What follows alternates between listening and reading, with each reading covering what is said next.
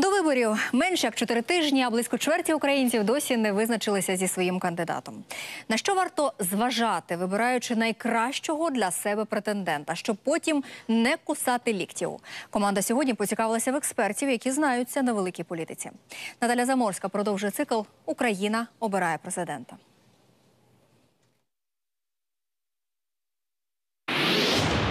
Треба думати, має працювати розум, серце, бажання, головне – відповідальність. Перший президент незалежної України Леонід Кравчук дає поради, як обрати гідного кандидата. Вибір не з легких, тому треба вкрай прискіпливо вивчити особу. На конкретних запитаннях людина зразу розкривається.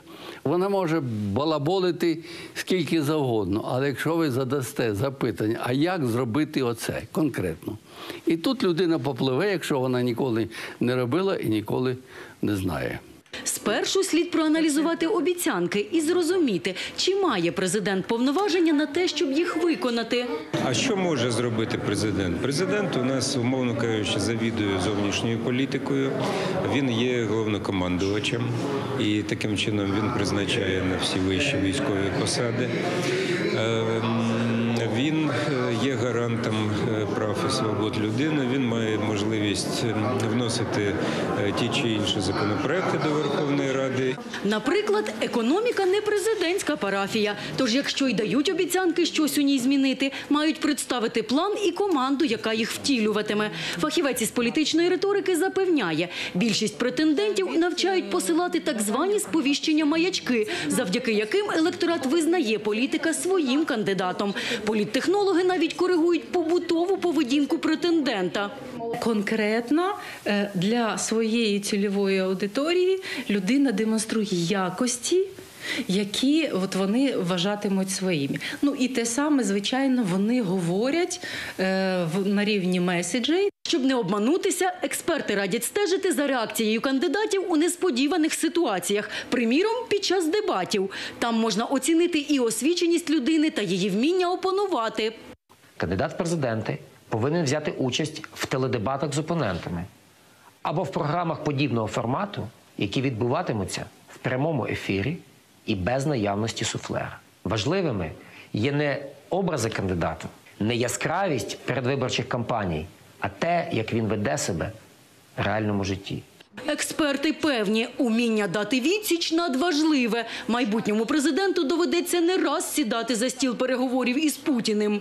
Оцінювати радять не лише обіцянки кандидата та його уміння триматися на публіці, а й найближче оточення. Адже короля робить свита, як казав італійський мислитель Макіавеллі. Саме від людей довкола претендента залежить його репутація та успішність досягнення поставлених цілей. Журналіст Дмитро Гордон каже, саме тому закликав усіх кандидатів у президенти показати свої команди. Мы должны понимать, что голосуя за человека, мы голосуем еще и за людей, которые составят его команду.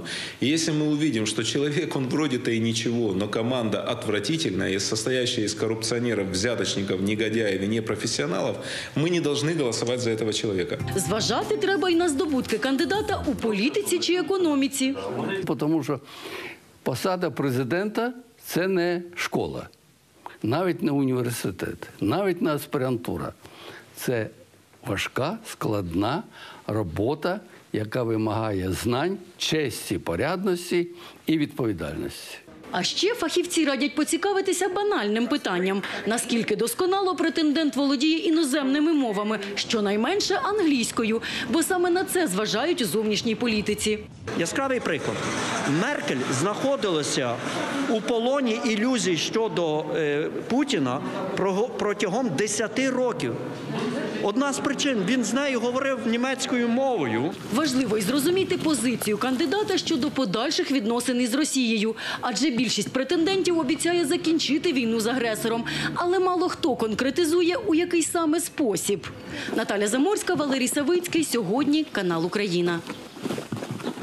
Ціни на газ та мінімальні зарплати без оподаткування. І це ще не все, про що кандидати в президенти говорили зі своїми виборцями. Які ще теми порушували, розкажемо далі у випуску.